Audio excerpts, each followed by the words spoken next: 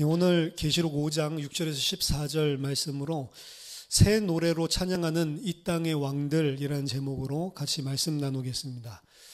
지난 2주에 걸쳐서 우리는 천국 보좌실의 환상에 대해서 살펴보고 있습니다.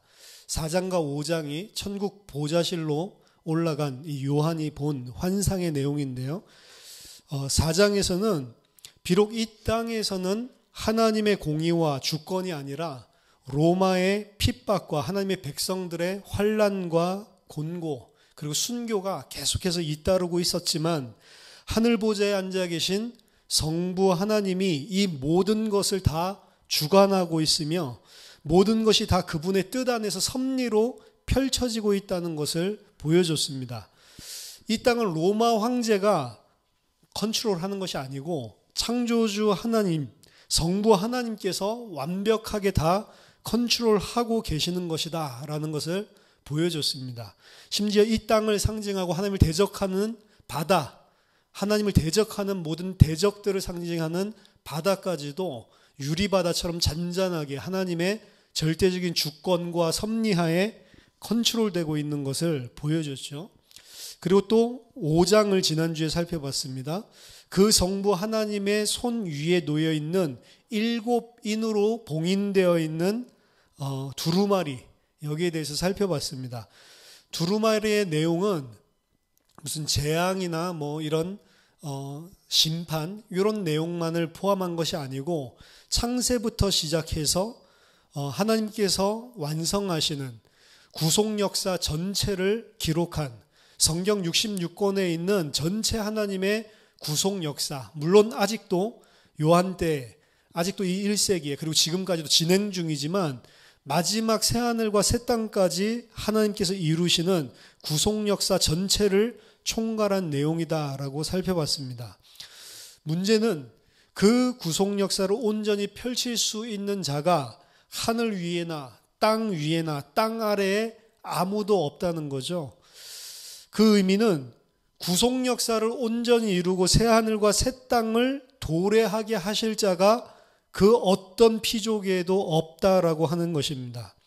따라서 이 사실을 발견하고 요한은 큰 소리로 울었습니다. 그것은 요한이 울음뿐만이 아니고 정말로 이 땅의 성도의 통곡이 되어야 돼요.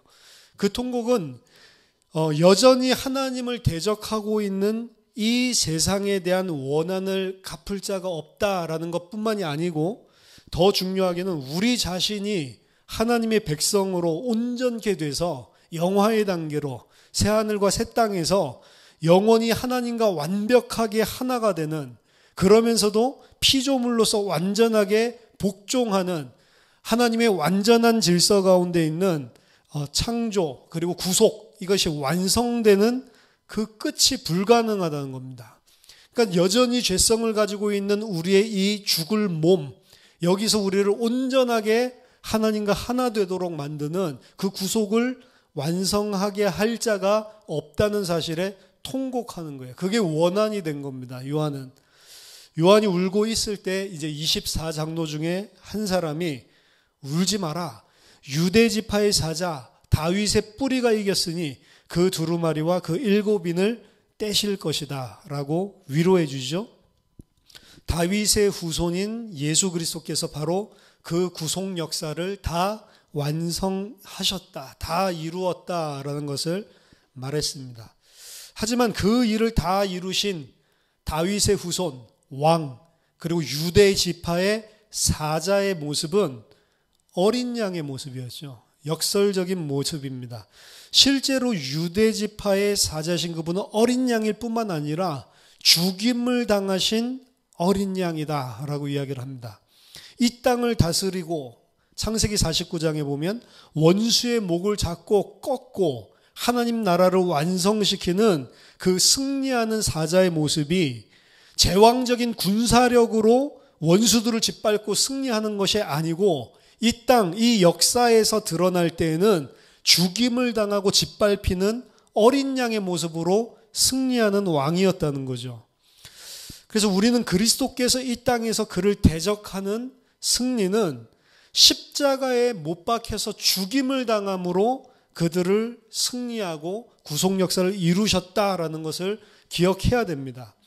이러한 역설적인 승리를 잘 몰랐기 때문에 세례 요한은 이분이 그리스도다라고 하는 것을 하나님이 보여주셨지만 감옥에서 흔들린 거거든요. 하나님이 세례를 줄 때 누구든지 그 위에 비둘기같이 성령이 내리는 분을 보면 그가 바로 메시아인 줄 알라라고 미리 말해놨기 때문에 요한은 예수님이 올라오실 때 그 성령이 임하는 걸 보면서 이분이 바로 하나님께서 약속하신 메시아다라고 이야기를 하고 자기 제자들이 예수님께 가도록 가는 것들을 전혀 말리지 않죠. 저분은 흥해야 되고 나는 쇠해야 된다라고 이야기를 했습니다. 하지만 요한이 감옥에 들어가서는 사실은 흔들리죠.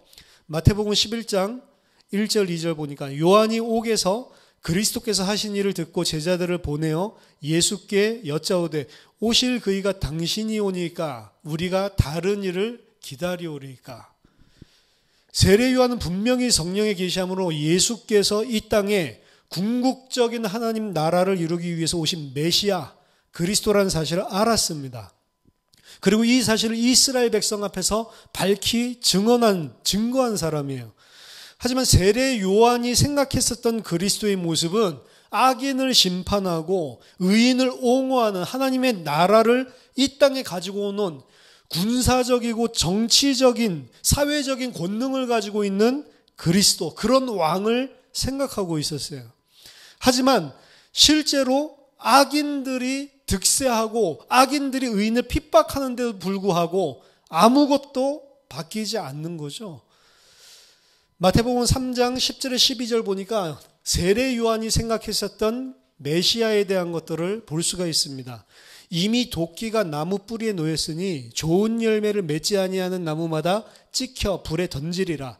나는 너희로 회개하기 위하여 물로 세를 베풀거니와 내 뒤에 오시는 이는 나보다 능력이 많으시니 나는 그의 신을 들기도 감당하지 못하겠노라. 그는 성령과 불로 너희에게 세례를 베푸실 것이요 손에 키를 들고 자기의 타작마당을 정하게 하사 알곡은 모아 곳간에 들이고 쭉정이는 꺼지지 않는 불에 태우시리라. 이게 이제 세례 요한이 가지고 있는 메시아 그리스도에 대한 관점이었습니다. 하지만 요한이 감옥에서 제자들을 통해서 듣는 예수님의 행적은 그러한 하나님의 나라, 그러한 공의, 심판과는 전혀 상관없는 것이었어요. 쭉정이를 꺼지지 않는 불에 태우고 알곡을 모아서 마당을 정하게 한다고 하셨는데 자기는 여전히 의인이지만 감옥에 갇혀 있고 그리고 헤롯은 득세를 해서 자기 죽음의 위기까지 몰아가는데도 아무 일도 안 하시는 거죠. 저분이 과연 메시아가 맞나? 예수님의 행하시는 행적이 자기가 생각했었던 군사적인 정치적인 승리하는 제왕적인 그리스도의 모습과는 너무 다른 거죠. 그래서 흔들렸던 겁니다. 정말로 하나님께서 보내신다고 했던 분이 당신이 맞냐? 아니면 내가 다른 사람을 기다려야 하는가? 이걸 예수님께 물었던 것입니다. 다윗의 뿌리, 유대 지파의 사자가 오시면 일어나리라고 했었던 구약 성경의 예언, 그 제왕적인 통치의 모습과 악인을 완전히 무너뜨리고 심판을 하고 악인 앞에서 참된 의인을 신원해줄 그런 메시아의 모습이 예수 안에 전혀 드러나고 있지 않은 거죠. 세례 요한이 사실 일찍 헤롯에게 목이 잘려서 죽어서 망정이지요. 만약에 그 예수님이 십자가에 달려서 죽는 것까지 봤다고 하면 더 실망했을 거예요. 이거 진짜 아니구나 라고 실망을 했을 겁니다. 제자들도 그 모습을 보고 자기가 생각했었던 메시아가 아니라고 생각해서 다 고기 잡으러 다시 돌아갔던 거거든요. 예수 그리스도는 이 땅에서 아무런 반항도 하지 못하고 조롱당하고 순수하게 입도 열지 않고 끌려가서 두들겨 맞고 벌거벗겨져서 사람들이 그 앞에서 머리를 흔들면서 조롱을 하고 그리고 십자가에 달려서 나무에 달려서 정치범들 가장 극악한 자들 그리고 성경에서 말하는 저주받은 자의 모습으로 죽어버린 그런 어린 양의 모습이었습니다. 이 모습을 봤으면 억장이 무너지고 내가 이 사람을 갖다가 그렇게 쫓아가고 그렇게 이야기하는데 아니었구나. 배신감을 느꼈겠죠. 하지만 하나님은 이 땅의 역사 속에서 어린 양으로 죽임을 당하는 예수를 통해서 사자의 완전한 승리를 이루신 것입니다. 그래서 계시록 5장에서는 그 승리하신 왕의 모습을 사자에서 어린 양으로, 그리고 그 어린 양에서 죽임을 당한 어린 양으로, 그리고 그 죽임을 당한 어린 양이 7뿔을 가진 양으로, 7뿔을 가진 양이라는 것은 숫양을 말하는 거거든요. 뿔을 가진 숫양은 정복자, 신적 전사, 디바인 워리어, 하나님이 구약 성경에서 신적인 전사로 대적들을 다 무너뜨리는 이런 모습들이 곳곳마다 등장을 하거든요. 예를 들어서 애굽의 병사들을 한꺼번에 다 몰살시키는 거라든지, 이게 신적 전사인 하나님의 모습입니다. 죽임을 당한 어린 양의 모습으로 7뿔, 완전수를 상징하는 7뿔, 뿔은 군사적인 그리고 정복자의 뿔을 이야기합니다. 그래서 죽임을 당한 어린 양인 줄 알았더니 정복하는 순양으로, 그래서 사자, 어린 양, 죽임당한 어린 양, 7뿔을 가진 순양, 이 교차 대꾸법을 사용해서 이 그리스도를 설명하고 있는 겁니다. 바로 어린 양이 죽임을 당한 정복자, 승리자의 순양이 되셨다라는 거예요. 그분은 십자가에서 승리를 하셨고, 하나님이 계획하신 두루마리의 모든 구속 역사를 그 십자가에서 절정으로 완성을 시키신 겁니다. 예수님은 수사자와 같은 물리적인 용맹성을 통해서가 아니고 유월절 어린 양처럼 저기를 견디고 죽음으로써 승리를 이루신 것입니다. 그 십자가의 죽음을 통해서 사탄을 완전히 이미 이긴 거죠. 그래서 십자가의 구속이 바로 구속 역사의 절정이라고 하는 거고, 십자가에서 이미 승리의 정점이 다 이룬 것입니다. 그래서 죽음에 앞서서 다 이루었다라고 하시고 돌아가시는 겁니다. 그리스도의 승리는 아마겟돈에서 사탄을 이기는 게 그리스도의 승리가 아니에요. 그리스도의 최후의 승리는 이미 십자가에서 완성된 것입니다. 아마겟돈은 그 이미 패배당한 사탄이 마지막으로 최악으로 극악으로 발악하는 현장일 뿐이에요. 이미 십자가에서 다 승리를 하신 겁니다. 다 이룬 겁니다. 따라서 두루마기를 보고 인을 뗄 자로 합당한 자가 바로 어린 양이다라고 이야기를 할 때, 여기에는 십자가, 죽음에 대한 이야기만 있지 부활에 대한 언급이 없는 거예요. 누가 7인을 떼기 합당하냐? 누가 두루마리를 펼자 구속 역사를 이루는데 완전히 그것을 성취하기에 합당하냐라고 했을 때 십자가로 끝나는 겁니다. 부활이 아니고요. 이제 어린 양이 하나님의 보좌 앞에 나가서 오늘 6절에 하나님의 오른손에서 두루마리를 취하십니다. 일부 학자들은 이 모습을 하나님께서 어린 양에게 권세를 이전시키시는 수여식 혹은 전달식으로 설명을 합니다. 두루마리를 취하셔서 인을 떼시고 그 두루마리를 펴는 것은 세상에 대한 심판과 성도들에 대한 정당화를 이루시는 거예요. 보여주는 거예요. 그리스도께서 이미 그의 속죄제물로서 십자가에서 죽으심으로 하늘과 땅의 모든 일의 주로서 원수들을 심판하고 성도들을 옹호하는, 변증해주는 그 심판할 수 있는 권세, 하나님이 가지고 있었던 그 보좌의 권세를 그리스도께서 그 십자가에서 죽으심을 통해 넘겨받는 위임식, 수여식으로 오늘 그 두루마리를 받는 겁니다. 더 정확하게 하나님 아버지가 누리고 하나님 아버지만 누릴 수 있는, 통치할 수 있는 그 권세, 심판할 수 있는 권세가 예수 그리스도에게로, 성자 하나님에게로 완전히 옮겨져서 이제 그분이 아버지를 대리해서 그 권세를 행사하고 계시는 거예요. 따라서 이제 내 생물과 24장로들 그리고 전체 천군 천사가 찬양하고 경배하는 대상이 4장에서는 보좌 위에 앉아 계시니 성부 하나님에게 그 찬양을 돌렸는데, 이제 5장에서는 어린 양에게로 옮겨지는 겁니다. 그 찬양이. 그리고 5장 가장 끝에는 그들이 동시에 성부 하나님과 그리고 어린 양에게 동시에 찬양을 드리면서 천국 보좌실 환상을 마무리하는 거예요. 그리고 6장부터 이제 본격적으로 두루마리의 인을 하나씩 떼는 것들을 보여주는 겁니다. 4장 8절에서 11절에 하나님에 대한 경배가 나와 있죠. 거룩하다 거룩하다 거룩하다 주 하나님 곧 전능하신 이여, 이전에도 계셨고 이제도 계시고 장차 오실 이시라. 그 생물들이 보좌에 앉으사 세세토록 살아계신 이에게 영광과 존귀와 감사를 돌릴 때에 24장로들이 보좌에 앉으신 이 앞에 엎드려 세세토록 살아계신 이에게 경배하고 자기의 간을 보좌 앞에 드리며 우리 주 하나님의 영광과 존귀와 권능을 받으시는 것이 합당하오니 주께서 만물을 지으신지라. 만물이 주의 뜻대로 있었고 또 지으심을 받았나이다. 성부 하나님을 창조주로서 찬송하고 있어. 이 똑같은 찬송과 영광과 존귀, 권능, 이 모든 것들이 이제 누구에게 돌아가냐면 5장에서는 어린 양에게로 돌아가는 장면을 보여줍니다. 처음에는 내 생물과 24장로들이 나와서 하나님 앞에, 어린 양 앞에 찬송을 하고, 그리고 이제는 전체 천군 천사가 나와서 또 하나님 앞에 찬송하는 것들이 이어지고, 마지막에는 이 24장로 내생물 천군 천사들과 함께 이제 모든 피조물이 나와서 찬양하는 걸로 이 찬양의 범위가 점차적으로 확대되고 있어요.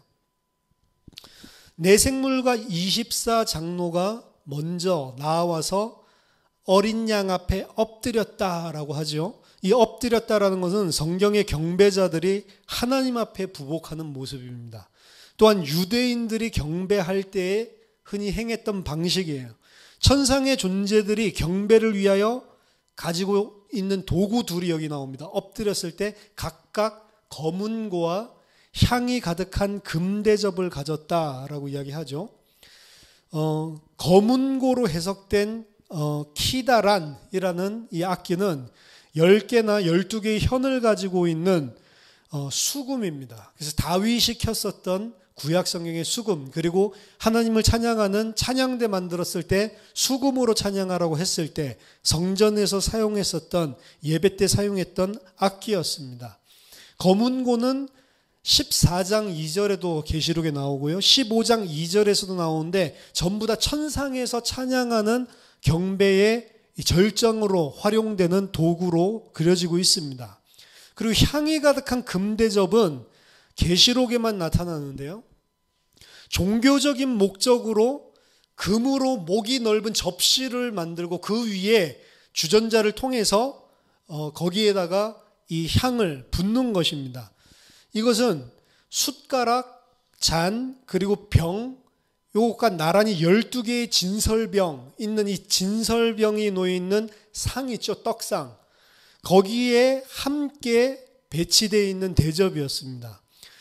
정확히는 이 향은 이 병에서부터 대접으로 부어졌고요.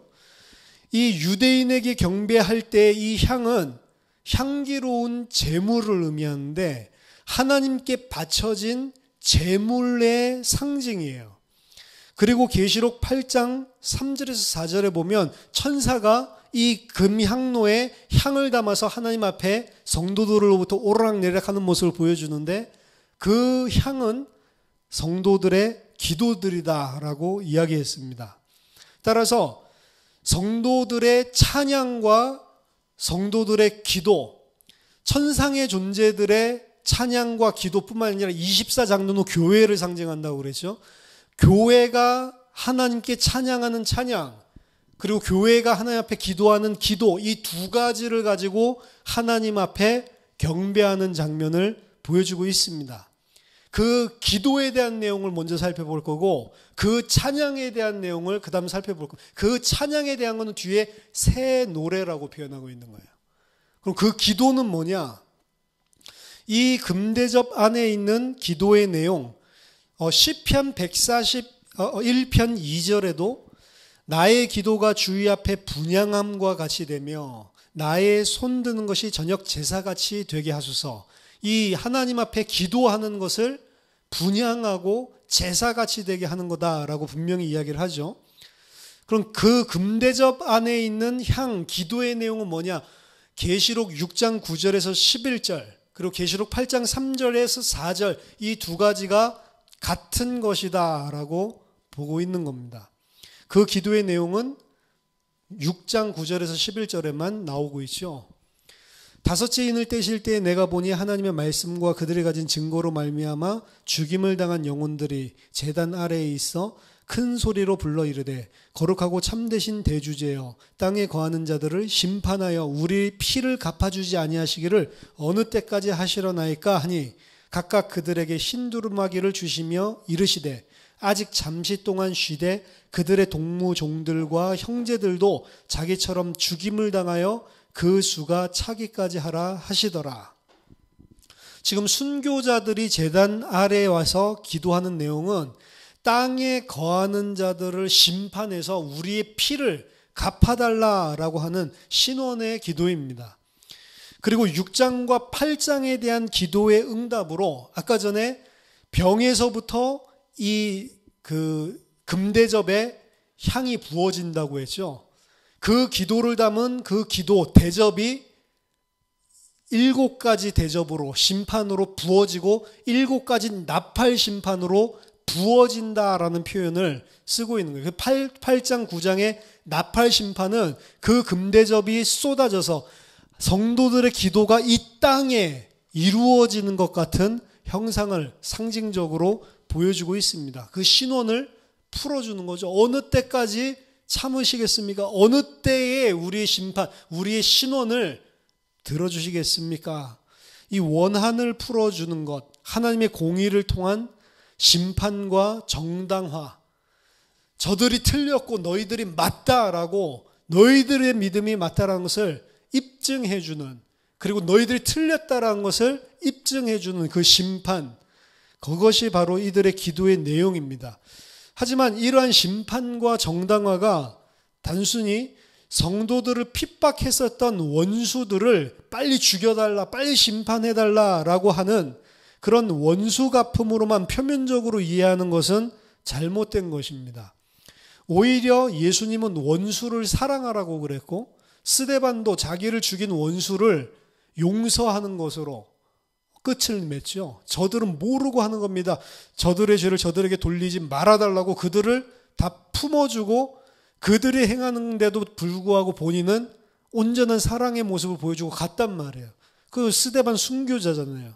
스데반이 그러면 보좌 앞에 가서 땅 안에서는 저들을 죄를 돌리지 말아달라고 하고 하늘에 올라가서는 이제 안 갚아주세요 막 이러고 있어요. 아니잖아요. 뭐가 안 맞는 거죠. 그렇게 보면. 그래서 물론 대적자들에 대한 심판도 마지막 종말에 구속이 완성될 때 오기 때문에 그런 표면적으로 볼 수 있지만 표면적으로 그렇게만 이해하는 것은 이 기도의 내용, 신원을 잘못 이해를 하는 것입니다. 더 정확하게 이 기도를 이해한다면 아까 전에 요한이 누가 이 구속 역사를 완성 지을 수 있을까라는 사실에 그렇게 할 자가 없다는 걸 보고 통곡했었던 것처럼 구속 역사를 완전히 이루어 달라고 하는 간청입니다. 거기에는 대적들에 대한 심판, 영원한 심판도 포함되어 있죠.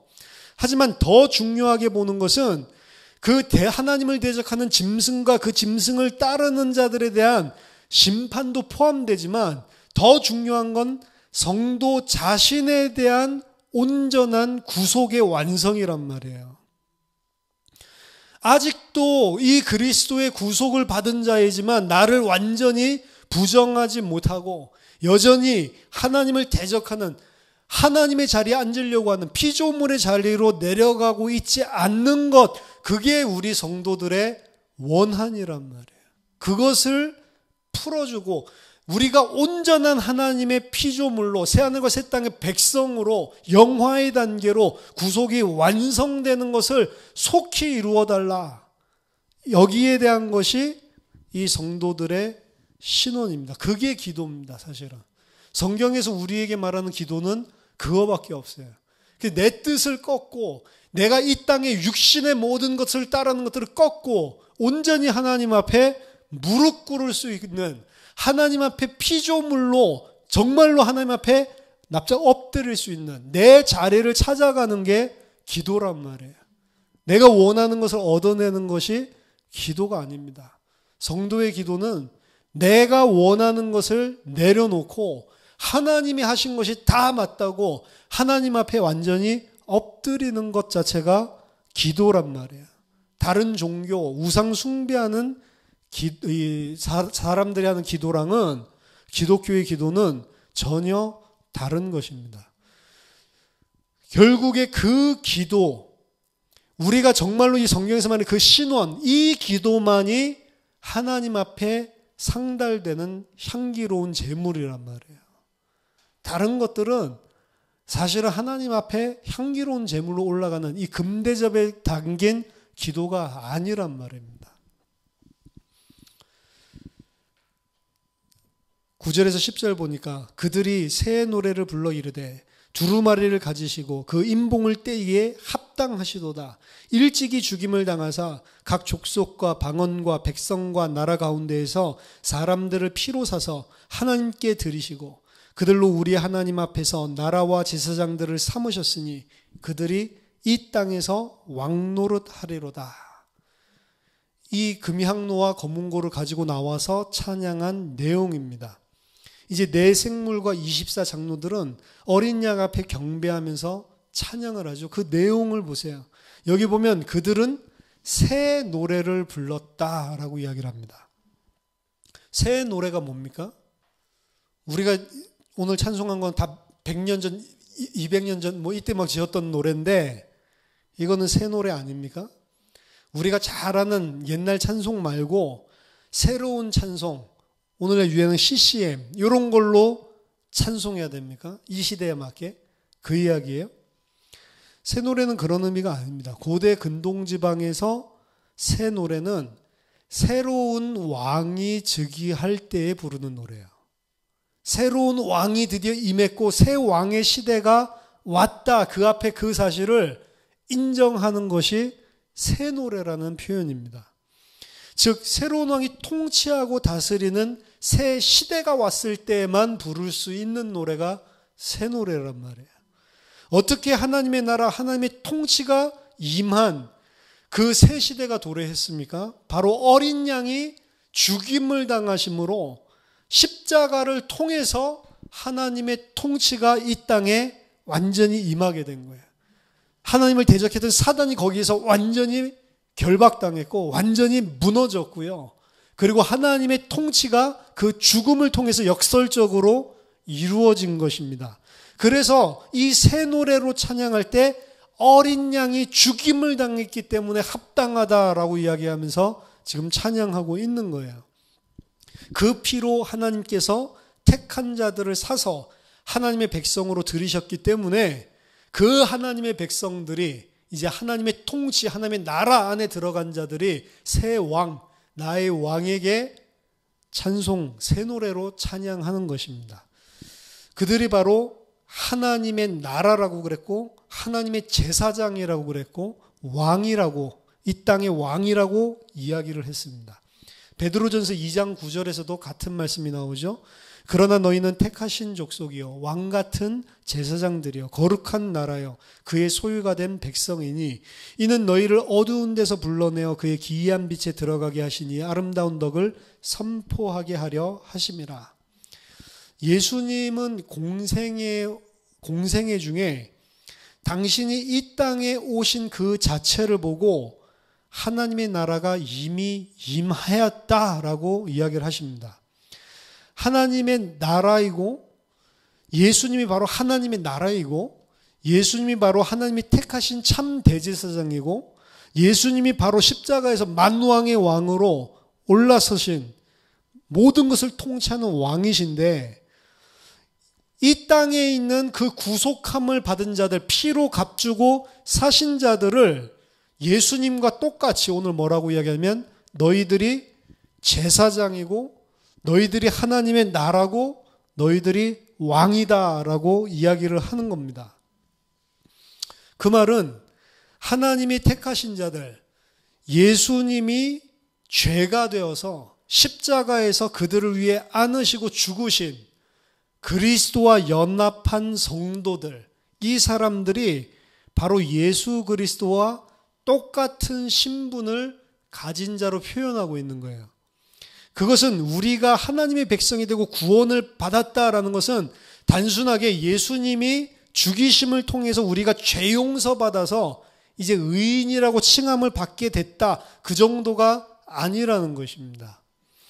예수 그리스도의 구속을 만약 그런 식으로 나를 갖다가 살리기 위해서 그냥 죽으신 분으로 피와 식별할 수 있는 거리를 두고 우리가 구원의 개념을 받아들이고 있다면 그건 성경에서 이야기하는 구원이 아니에요.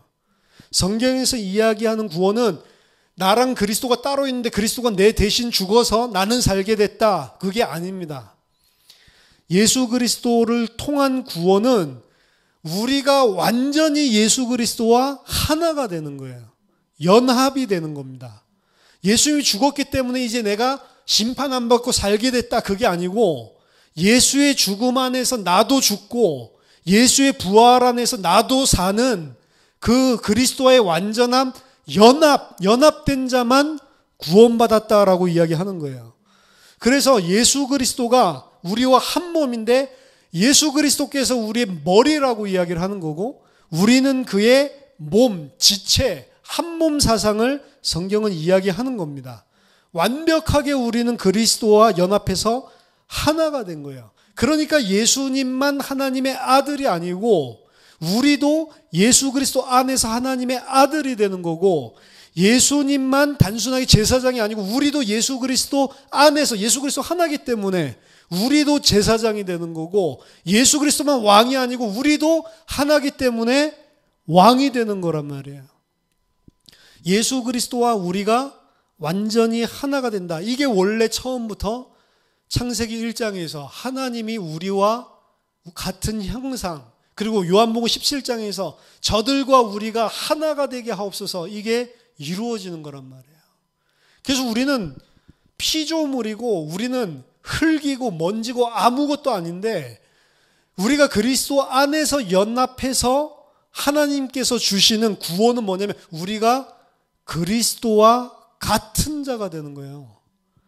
하나님, 성삼위 하나님과 같은 자가 되는 것. 그런데도 불구하고 우리는 이 땅의 구속을, 이 땅에 하나님께서 펼쳐나가신 구속과 죄성이 무엇인지를 철저하게 배웠기 때문에 하나가 되게 하셨는데도 불구하고 나를 알고 하나님 앞에 완전히 무릎 꿇는 자, 그 자들만 새하늘 새 땅에 들어갈 수 있는 것입니다. 예수님께서 성도들을 연합하는 순간에 그래서 너희들이 예수 그리스도와 함께 보좌에 앉혔다라고 에베소서 2장에서 이야기하는 거예요. 우리는 단순하게 앞으로 구원받았으니까 죽어서 천국 가는 것이 아니고 예수 그리스도와 완전히 연합한 것입니다. 이미 우리는 천국 보좌에 앉아 있다라고 해요. 그게 구원받은 이 땅의 성도의 실존이에요. 그렇기 때문에 구원받은 하나님의 백성, 그 피로 값주고 하나님께 드린 그 백성은 이 땅에서 왕노릇을 하는 겁니다. 나중에 죽어서 그리스도와 함께 왕노릇 하는 게 아니고 이 땅에서 왕노릇을 하는 거예요. 어떻게 왕노릇을 합니까? 예수님처럼 다윗의 뿌리요 유대지파의 사자신 그 왕처럼 역설적으로 이 땅에서 우리도 왕노릇을 하는 거예요. 그래서 이 땅에서 왕노릇하는 하나님의 백성은 죽임을 당하는 모습으로 드러나는 것입니다. 이 땅에서 죽임을 당하는 것, 이 땅의 지식과 이론과 사상과 논리로 그려놓은 왕의 모습, 제왕의 모습, 통치하는 모습과는 전혀 반대되는 거죠. 이 땅에서 하나님의 자리를 점하고 하나님 노릇했던 우리의 육신이 완전히 부정을 당하고 잘려져 나감으로 왕노릇을 하는 거예요. 그렇기 때문에 우리는 이 땅의 육신의 지체로 육신의 논리대로 사는 것이 아닙니다. 그리스도인은. 그러한 나는 그리스도와 함께 죽었다라는 거예요. 십자가에서. 우리의 머리가 되는 것은 이제 그리스도입니다. 이 땅의 세상의 지식, 육신의 지식, 육신적인 관점, 가치관, 세계관, 이 모든 것이 그리스도께서 십자가에서 죽으실 때 우리도 함께 그 가치관 죽었다라는 거예요. 그래서 우리의 머리는 잘려져서 차명을 당하고 우리는 뭐가 돼요? 그리스도가 우리의 머리가 되고 우리는 그의 몸이 된다라고 하는 거예요.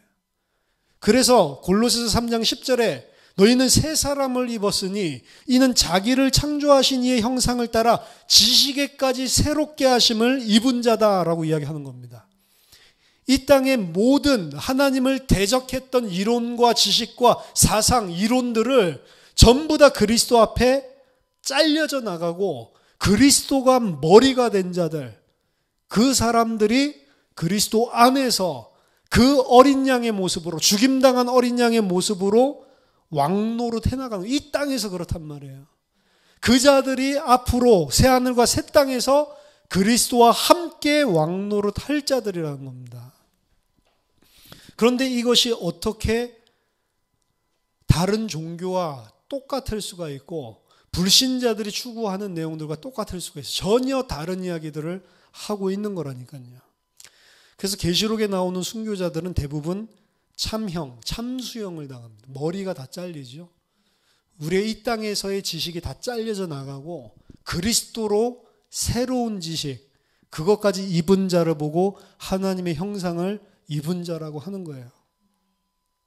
그 새 사람, 그리스도가 머리가 되고 나는 그 몸이 된 그 새 사람만이 새 노래로 찬양할 수 있는 거예요. 왜냐? 그때부터 이제 내가 주인이 아니고 내가 왕이 아니고 그리스도가 왕이고 그리스도가 내 머리이기 때문에 그 사람이 부르는 찬양이 새 찬양이, 똑같은 찬양곡을 불러도 그 사람이 부르면 새 노래가 되는 거고 그게 안 된 사람이 부르면 그거는 새 노래가 아닌 것입니다. 그냥 노래 잘하는 거죠. 그거는. 로마 황제에게 핍박받고 목이 잘려 순교당하고 가난과 궁핍이 있는데도 이 사람들은 새 노래로 찬양할 수 있는 자들인 거예요. 하나님의 통치만을 받고 하나님께만 순종하는 자들이기 때문에 그 안에서도 찬양을 하는 겁니다. 나중에 새하늘과 새 땅에서 찬양하는 게 아니에요. 그래서 이 땅 위에 거하는 왕들이라고 그런 거예요.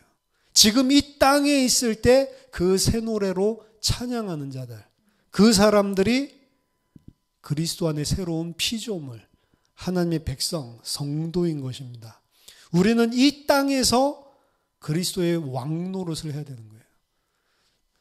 저기에 가서 하는 것은 물론이지만 이 땅에 있을 때 그리스도와 함께 연합한 자로 이렇게 왕노릇을 하는 것입니다.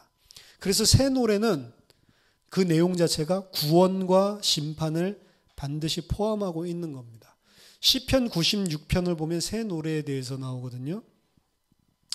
시편 96편을 제가 읽어드리면 새 노래로 여호와께 노래하라. 온 땅이여 여호와께 노래할지어다. 여호와께 노래하며 그의 이름을 송축하며 그의 구원을 날마다 전파. 이 새 노래로 찾는데 구원에 대한 게 나오죠. 구원을 날마다 전파할지어다.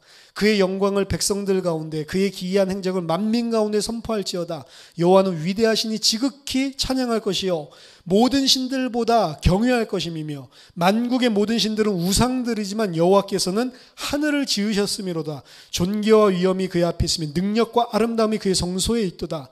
만국의 족속들아 영광과 권능을 여호와께 돌릴지어다. 여호와께 돌릴지어다. 여호와의 이름에 합당한 영광을 그에게 돌릴지어다. 예물을 들고 그의 궁정에 나아갈지어다. 아름답고 거룩한 것으로 여호와께 예배할지어다. 온 땅이여 그 앞에서 떨지어다.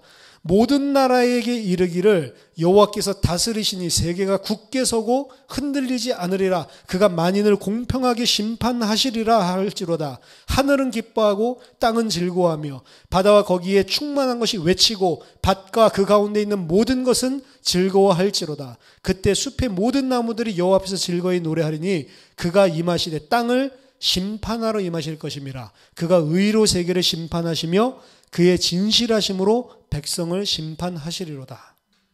이 계시록에 있는 새 노래와 내용이 똑같단 말이에요. 구원에 대해서, 그리고 장차 행하시는 심판에 대해서 찬양을 하고, 그리고 하늘 위와 땅 위와 그리고 모든 만물들, 모든 피조계가 하나님을 찬송한다. 이렇게 이야기하는 거죠. 이것이 그대로 나와 있는 게 5장에 나와 있는 이 찬양의 모습이란 말이에요. 그래서 그 찬양은 이제 24장로와 네 생물에서 둘러서 있는 셀 수 없이 많은 천사들의 찬양으로 확대되고 있습니다. 11절 12절 보니까 계시록 5장, 내가 또 보고 들음에 보좌와 생물들과 장로들을 둘러선 많은 천사의 음성이 있으니 그 수가 만만이요 천천이라. 큰 음성으로 이르되 죽임을 당하신 어린 양은 능력과 부와 지혜와 힘과 존귀와 영광과 찬송을 받으시기에 합당하도다 하더라. 보좌가 있고요, 그 보좌를 둘러서 있는 무지개가 있고요, 그 보좌 주위에 네 생물이 있고, 그 네 생물 주위에 원형으로 24장로들이 있고, 그 바깥에 네 번째 사이클 원형에 누가 차지하고 있냐면 만만이요 천천의 천사들이 있다라고 이야기를 합니다. 그리스 로마 시대에 셀 수 있었던 가장 큰 숫자가 만이래요. 가장 큰 숫자 단위가. 근데 그것을 만의 만이라고 이야기한 거예요. 그리고 천천 이렇게 이야기했어요. 이 다니엘에서 7장에 나오는 천천이요 만만이다. 천사들의 숫자를 이야기한 거를 순서만 바꿔서 설명해놨을 뿐입니다. 천사들의 숫자가 무수하게 셀 수 없도록 많다라는 것을 이야기하고 있습니다. 그 모든 천사들이 동시에 큰 음성으로 어린 양께 7중으로 영광 돌리는 거예요. 이 음악으로 찬양했다라는 소리는 안 나와 있죠. 그래서 이제 이런 것들을 보고 찬양은 성도들이 할 수 있는 특권이다, 이런 이야기들을 하는 거예요. 음으로 멜로디를 가지고 찬양하는 것들은 인간만이 할 수 있다. 근데 뭐 저는 잘 모르겠어요. 성경적인 근거가 있는지. 어쨌든 지금 이 만만이요 천천의 이 천사들이 하는 것은 어떤 뭐 찬양 곡조로 하는 것이라기보다는 큰 음성으로 하는 겁니다. 군대 이 위문 공연하는 것들 보셨나요? 걸그룹 앞에 나오면 그 걸그룹 이름을 보면서 떼창 부르면서 막 연호하죠. 막 이름 부르면서 그 모습을 상상하시면 돼요. 전부 다 큰 소리로 그 만만이라고 그러면 얼마나 많은 우리가 콘서트에서 한 5만 명 모여가지고 막 소리를 동시에 질러도 엄청날 건데 이 5만 명이 아니잖아요. 만만이라고 표현했는데 그 천사들이 동시에 이걸 갖다가 7중 외친 7중으로 영광을 돌리는 모습입니다. 죽임을 당하신 어린 양은 능력과 부와 지혜와 힘과 존귀와 영광과 찬송을 받으시기에 합당하다. 7가지죠. 7가지로 찬양을 하는 겁니다. 이 7중의 환호는 나중에 찾아보세요. 계시록 7장 12절에 하나님께 돌리는 것과 거의 유사합니다. 이르되 아멘, 찬송과 영광과 지혜와 감사와 존귀와 권능과 힘이 우리 하나님께 세세토록 있을지어다. 한 가지 부에 대한 것만 틀리고 똑같은 내용으로 이야기를 하고 있는 거죠. 자, 오늘 5장에서 이야기하고 있는 이 7가지 경배의 항목은 그리스도의 속성을 찬미하는 4개의 항목, 능력과 부와 지혜와 힘, 그리고 그 속성의 결과로 말미암아 그분에게 합당한 경배를 돌리는 3개의 항목, 존귀와 영광과 찬송, 이 4-3 패턴으로 등장하고 있는 겁니다. 이 7가지 전부는 하나님께 속해 있는 영역이에요. 하나님께 찬양을 하고 하나님께 찬송을 할 때 돌리는 속성들입니다. 그리고 이것들을 그리스도 어린 양에게 동일하게 적용을 하고 있는 거예요. 따라서 이 천사들의 환호는 성부와 성자 하나님의 통일성, 삼위일체의 하나님의 통일성에 대한 것들을 강조하고 있는 겁니다. 여기 보면 권능이 가장 첫 번째 위치를 하는데요. 이 권능은 어린 양의 속죄의 죽음으로 악의 세력을 정복한 권능을 강조하기 위한 것입니다. 그 악의 세력을 정복한 권능의 모습은 이 땅에서 어린 양의 죽음을 통해서 나타난 권능이죠. 마찬가지로 그리스도 안에 있는 자들도 언제 권능이 나타나냐? 손에서 장풍 나가고 치유하는 능, 그게 권능이 아니라는 겁니다. 이 땅에서 죽임을 당할 때 우리의 육신의 모든 육적인 부분, 육신을 따르는 우리의 모든 것들이 죽임을 당하는 다나토스의 죽음이라고 그랬죠. 다나토스의 죽임을 당하는 그것이 바로 성도의 권능이라니까요. 어린 양의 권능도 십자가의 죽음이고, 경배의 속성으로 또 두 번째 나온 게 부죠. 부는 계시록 본문에만 나타나는 것입니다. 하나님 찬양할 때요. 이 말이 나타나는 다른 본문은 계시록 18장 17절인데 거기서 부는 누가 가지고 있는 거냐면 큰 성 바벨론이 가지고 있는 부입니다. 근데 그 큰 성 바벨론이 가지고 있는 부가 멸망당하는 모습으로 장송곡 애가에 등장을 하고 있어요. 계시록 18장에서는. 예수님도 똑같은 이야기를 하셨습니다. 마태복음 6장 19절에서 21절에 보면 너희들은 이 땅의 보물이 아니라 하늘의 보물을 추구하라라고 이야기를 하죠. 참된 부의 원천은 예수 그리스도에게 있는 것이고 로마, 바벨론의 믿을 수 없을 정도로 엄청난 이 땅의 부는 멸망당할 것이다 라는 겁니다. 그래서 그리스도인은 이 땅의 부요를 위해서 사는 것이 아니고 하늘의 부요를 바라보며 사는 자들이에요. 하나님께 부요한 자에 대해서 예수님이 비유하셨죠. 날마다 이 땅에서 벌어가지고 이 창고에 쌓아두고 자 이제 내가 이걸 누려보자 하는 자를 하나님께서 그날 밤에 데리고 가시는 이야기를 하면서 이와 같이 하나님에 대하여 부요치 못한 자는 이와 같이 사는 거다라고 이야기를 하죠. 우리들이 바라보는 것은 이 땅에 부를 쌓아서 잘 먹고 잘 사는 게 아니란 말. 그리스도가 가지고 있는 부는 이 땅의 부가 아니에요. 이 땅의 부는 오히려 멸망당하고 장송곡에 등장을 하는 거라니까요. 그리고 지혜에 대해서 이야기합니다. 본문에서 말하는 어린 양의 지혜는 뭐냐? 어린 양이 인류의 죄를 위해서 하나님이 정하신 속죄 죄물이 되는 것이 바로 어린 양의 지혜였습니다. 무엇이 지혜입니까? 공부 잘하고 많은 것을 알고 무슨 문제들을 슬기롭게 헤쳐나가고 그건 세상적인 지혜고요. 하나님께 순종해서 이 땅의 지체를 죽이는 것이 하나님의 지혜, 성도들이 가지고 있는 지혜, 그리고 이 어린 양이신 예수 그리스도가 가지고 있는 지혜입니다. 그리고 힘 등장하죠. 힘은 가장 앞에 나온 능력과 평행을 이루면서 이 수미상관을 이룬다. 네 가지는 속성이라고 그랬죠. 수미상관을 이루는데 같은 단어의 어원의 동사 힘이라는 것이 어디에 나오냐면 계시록 12장 8절에 용과 그 용의 수하들이 이기지 못한다라고 했을 때 사용되고 있습니다. 정확한 원래의 의미는 그의 수하들이 별로 강하지 못하다라는 뜻이에요. 이 힘은 용과 수하 천사들을 하늘에서 하늘의 자리를 상실하게 하신 그 힘.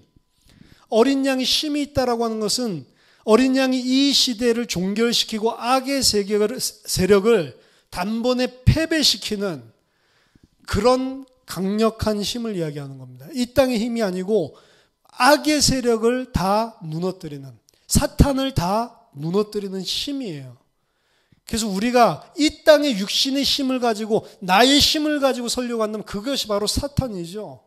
오히려 그것은 무너지게 되는 겁니다. 이 시대의 악, 이 세상의 육의 악을 단번에 패배시킨 전능하신 주권적인 능력, 그게 바로 힘입니다. 자, 마지막 세 개의 항목은 어린 양에 대한 경배를 묘사하는데 처음 두 가지가 존귀와 영광이죠. 4장 12절에서 하나님께 드려진 경배의 내용과 동일합니다. 계시록에서는 그리스도께서 하나님과 동일한 경배를 받기에 합당한 성자 하나님이심을 강력하게 주장하는 겁니다. 그리고 마지막 항목 율로기안, 찬송 혹은 복이라는 개념입니다. 이게 복이죠. 우리가 복의 근원이 아니고 복의 근원 강림하사 그리스도가 복의 근원이란 말이에요. 그리스도가 복입니다. 그래서 찬송이기도 하지만 이거는 복을 이야기하는 거예요. 계시록에서 3번 나타나는데요. 한 번은 계시록 7장 12절에서 하나님께 찬송할 때 이게 나타나고, 다른 한 번은 오늘 우리가 본 이 본문, 지금 우리가 읽고 있는 이 절에서 한 번 어린 양에게, 그리고 마지막 나머지 한 번은 5장 13절에서 하나님과 어린 양에게 돌리는.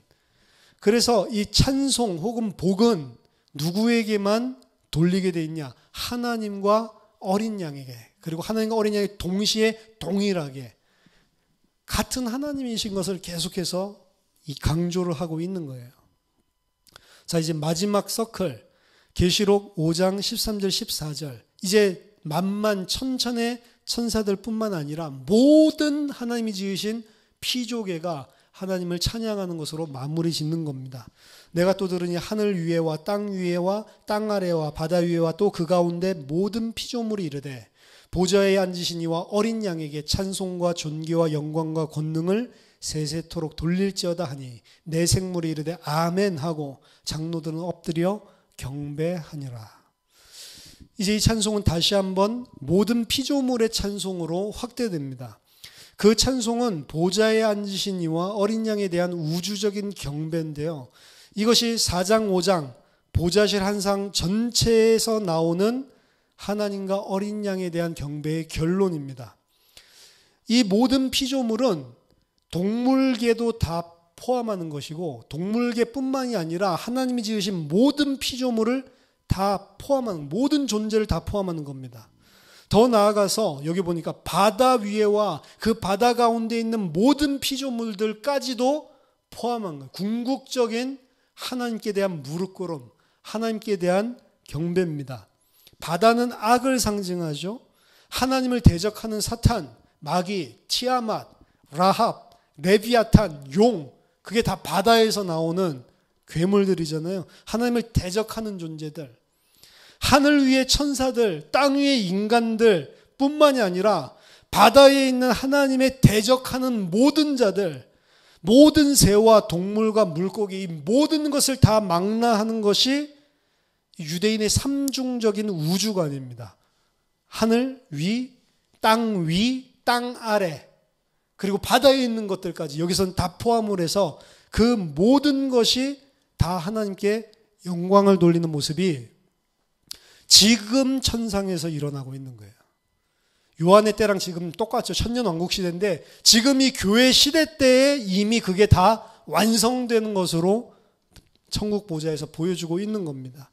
이 찬양과 경배가 여전히 유리바다가 존재하고 있는 천상 보사실에서 드려지고 있다는 사실에 성도들은 주목을 해야 되는 거예요.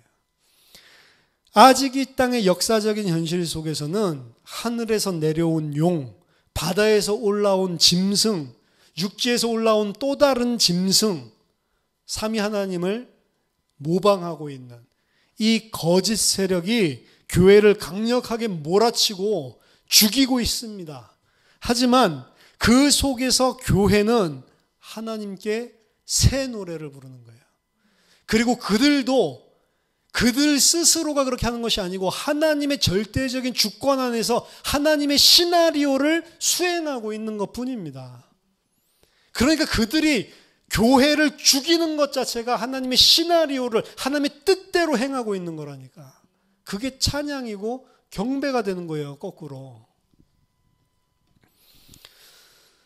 우리는 이 땅에서 그 새하늘과 새 땅에 가서 하는 것이 아니고 이 땅에서 그 현실 속에서 참다운 영적인 현실을 알고 새 노래로 찬양할 수 있는 자가 돼야 되는 것입니다. 그 자만이 목이 잘려서 순교당한 자예요. 목 잘린다고 순교당하는 게 아닙니다. 제가 한번 순교에 대해서 이야기하면서 말씀드렸죠. 2세기 때는 너무 순교가 유행해가지고 저 순교하면 믿음 좋다라고 하니까 순교 당할 필요도 없는데 잡힐 거리도 없는데 그냥 막 총독 앞에 가서 나 그리스도이니까 나도 죽여라 막 이러는 거예요. 그러니까 왜 그러냐, 가라고 그러면 아니 나도 목 잘라서 죽여라, 나도 그리스도인답게 죽고 싶다. 그 사람은 순교한 거 아니라고 그랬죠. 오히려 교부들은 그 사람들은 하나님을 대적하는, 그 사람들은 천국 못 간다라고까지 이야기했습니다. 왜요? 그 사람들 자기 의를 가지고 뭔가를 얻어내려고 하는 아직 육을 따르는 자들이란 말이에요. 목 잘린다고 다 순교하는 게 아니에요. 진짜 목 잘리는 게 뭔지를 아셔야 돼요. 진짜 목 잘려서 순교한다는 거는 이 IS에게 당하는 그것이 아니고, 이 땅에서 내 자신이 분명히 이 땅에서는 환난과 핍박과 고난과 문제들이 계속해서 나를 찾아오는데, 그 속에서 나를 부인하고 그 속에서 새로운 지식, 그리스도를 머리로 한 새로운 지식, 머리까지 지식에까지 새롭게 창조함을 받은 자로 그 상황 속에서 부르는 새 노래를 부르는 자, 이 사람이 순교한 사람이란 말이에요. 이 땅에서 살아가는 하루하루가 힘겹습니다.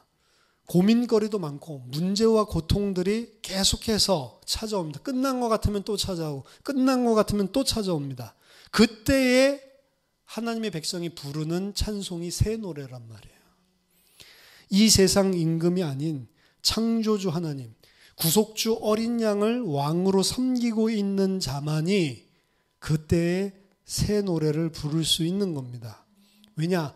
그 사람은 하나님의 통치를 받고 있기 때문에. 이 땅의 임금의 통치를 받는 것이 아니고, 이 땅 육신의 세계의 통치를 받는 것이 아니고 하나님의 통치를 받고 있기 때문에 그분께 새 노래를 부를 수 있는 겁니다. 새 노래는 눈에 보이지 않는 실상을 보는 믿음을 가진 자만이 부를 수 있는 찬송입니다. 히브리서 11장 1절에서 3절, 믿음은 바라는 것들의 실상이요 보이지 않는 것들의 증거니 선진들이 이로써 증거를 얻었느니라. 믿음으로 모든 세계가 하나님의 말씀으로 지어진 줄을 우리가 아나니 보이는 것은 나타난 것으로 말미암아 된 것이 아니니라. 요게 믿음 가진 자고, 이 사람만 새 노래를 부를 수 있는 겁니다. 눈에 보이는 허상, 이 땅의 고난과 환난 속에서도 새 노래로 하나님을 찬양하는 이 땅의 왕들이 되시기를 예수 그리스도 이름으로 축원합니다. 기도하겠습니다. 하나님 은혜를 감사드립니다. 요한이 보았었던 그 천상의 보좌실을 우리도 계시록을 통해서 동일하게 보게 하심을 감사드립니다.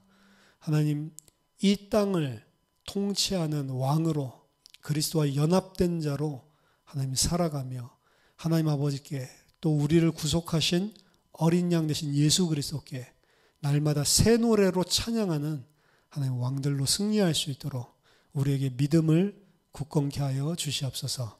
예수 그리스도 이름으로 기도하옵나이다. 아멘.